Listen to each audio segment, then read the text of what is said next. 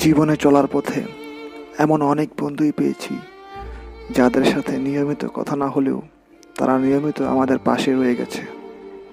আবার এমন কিছু বন্ধুও পেয়েছি যাদের সাথে আমি যোগাযোগ রাখতে চাইলেও তারা আমার নিয়মিতভাবেই এড়িয়ে গেছে। কেউ খারাপ সময়ে পাশে থেকেছে, আবার কেউ খারাপ সময় উপহার হিসেবে দিয়েছে। কেউ ভরসার হাত এগিয়ে দিয়েছে, তো কেউ বিশ্বাস ভেঙেছে।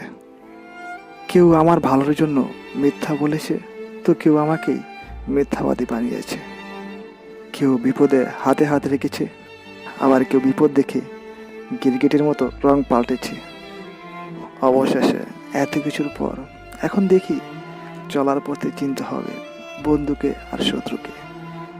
দেখতে হবে প্রকৃতভাবে কে তোমার আপন, কে তোমার পর। সোজা কথায় বলতে গেলে, যে তোমাকে চেনে তাকেই তুমি চেনার চেষ্টা করো, আর যে চেনে না তাকে ভুলে যাও।